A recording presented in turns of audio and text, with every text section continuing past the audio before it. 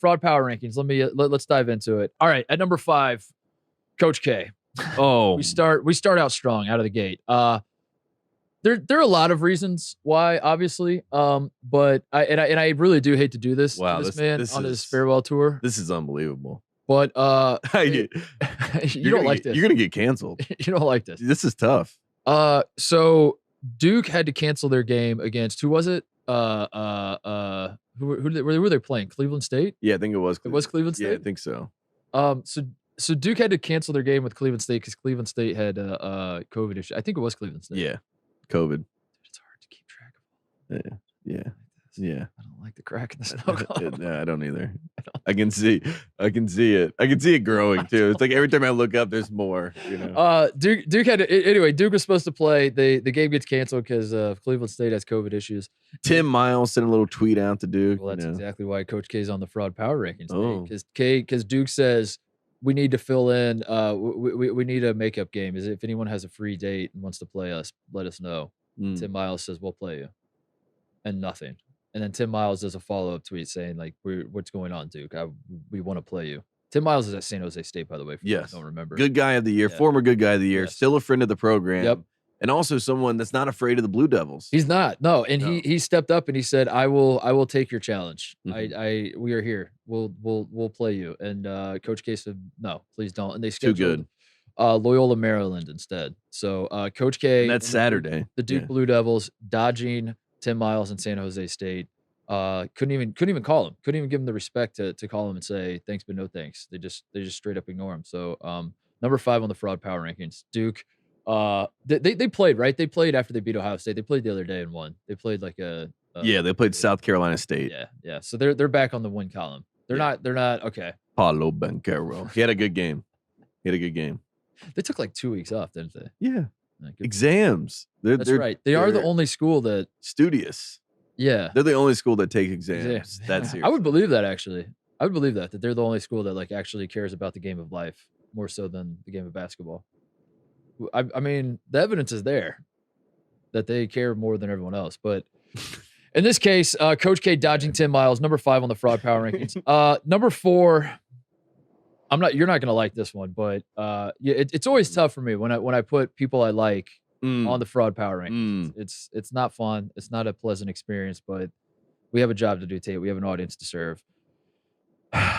And I have to call out frauds when I see them. And at number 4, I have the Arkansas Razorbacks. Oh yeah, perfect. It's not just that Arkansas lost by 22 to Oklahoma. It's we're in year 3, I believe, of Musselman. The Muss Bus, of the Muss Bus era, and to borrow a phrase from Tate Frazier, and I like the guy. I do like the guy. I love the guy. We love the guy. But we need to start having the discussion about Eric Musselman's non-conference scheduling and how this man is terrified to play basically any team with a pulse in the non-conference. And they just like rack up wins. It happened last year. They start out 9-0. They meet a team that can actually play a little basketball in Missouri.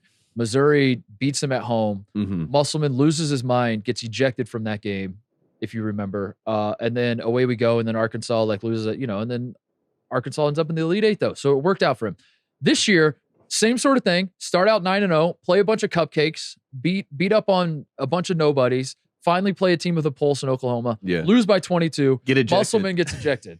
So now they're 9-1. Man's got a formula. So on the one hand, you say this is stupid because like, one, I want to watch Arkansas basketball. I want to get excited about Arkansas basketball. I'm not going to get excited about Arkansas basketball when they play. I'm gonna read through their non-conference schedule in case some of our listeners might not be aware of this. These are the teams they played: Mercer, Gardner-Webb, Northern Iowa, Kansas State, Cincinnati, Penn, Central Arkansas, Little Rock, and Charlotte. Those are the 9 that they beat, going 9-0.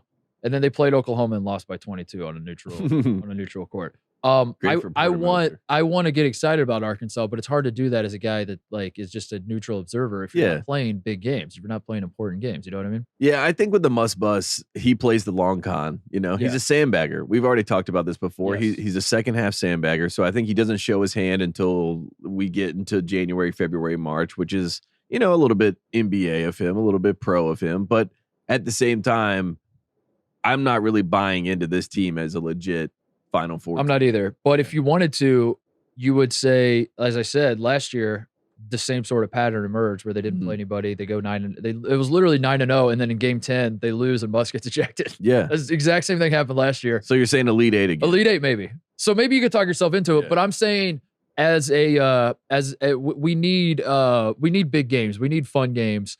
We need Arkansas to like what in a perfect world, Arkansas takes that Elite Eight run last year, spins it into like the non-conference this year, and they're playing in big marquee games that like you and I are talking about, and instead the only game we're going to talk about in their entire non-conference schedule is them losing by 22. Yeah, Muss is trying to play the game where we keep our high ranking. Yes, we keep rack people up off wins. the scent. Yes, you know what I mean. Turgeon tried to do. I mean, this is a move that can be made, and you respect it at some level. But you're right. You got to get out there if you really want to be like an NBA pipeline, like they talk about. They want to be an NBA pipeline. You got to play and. You got to step up. You got to play Kentucky or whoever, and someone. I understand doing it as you're building the program, but we're in year 3, so next year it's Muss's program. The program is now built. Play UCLA. Go to the West Coast. UCLA. Yeah, do it. We'll make the calls for you. We'll call UCLA. Yeah. We'll be the conduit. Just like we'll set it up. We'll make the game. You know what? We should make the game, and then just call both of them and say you guys tell them where it is. Yeah. Or do like a blind date deal where it's like you call Arkansas and ask them to meet us for dinner. We call UCLA and ask them to meet us for dinner. And they show up. And then we don't show up. Yeah. And then they show up and they just. We have cameras there. We're like Ashton Kutcher. We're watching them. Yeah. Now kiss. Musselman and Midcourt like. All right, number 3 on the fraud power rankings, and boy, if it hurt me to throw the bus on there. That's okay. This one's going to be tough. This one is a real friend of the program who you want to talk about twisting the knife and piling on and all that. I'll just say it. Mike Rutherford. Yeah. At number 3. And here's why, Tate. Well, poor Mike.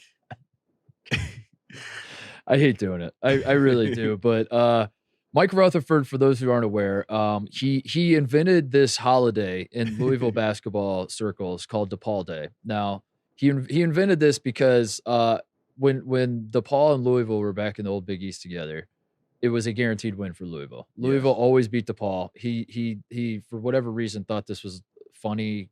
He turned it into I don't know how to describe it. It was a bit, you know. It was just like something that like he's like, Louisville might be a disaster right now, but thank God we got DePaul coming up. We're gonna win. We're gonna get right back on track, and away we go. And that's been his thing for a long time, even before we even had Mike on the show. I remember reading him when he was writing for SB Nation like 10 years ago, and he would make jokes about playing DePaul and how we're going to beat DePaul and all that kind of stuff.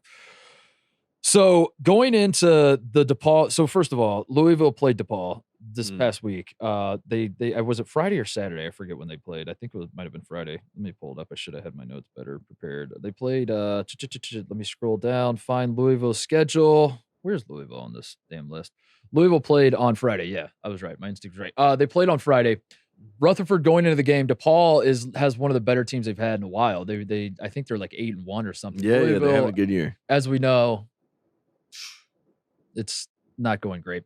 Hot seat. Already lost to Furman at home this season. It's not going great for Louisville. Mike Rutherford said, "Have no fear. It is DePaul Day, and the way this works is we beat DePaul no matter what. And every single year he says we're going to beat DePaul. Don't worry about it. This is the first DePaul because they're in different conferences now. Yeah, so they don't play each other all the time. This is the first time they've played each other since 2013, Tate. So this is the first DePaul Day they've had since 2013.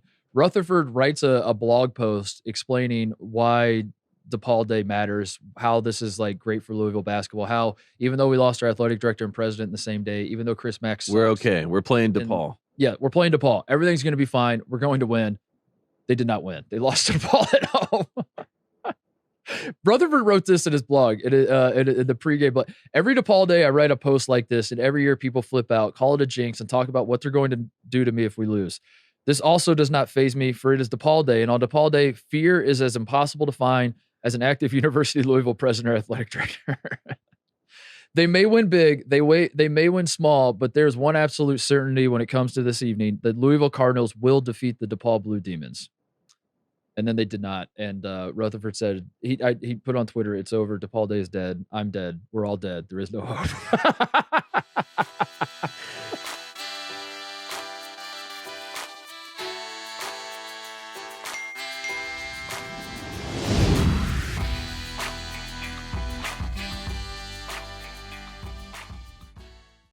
Hey there, thanks for watching Titus and Tate. For the full friend of the program experience, subscribe right below and come join us for all things college basketball. The action is heating up. Come join Titus and Tate.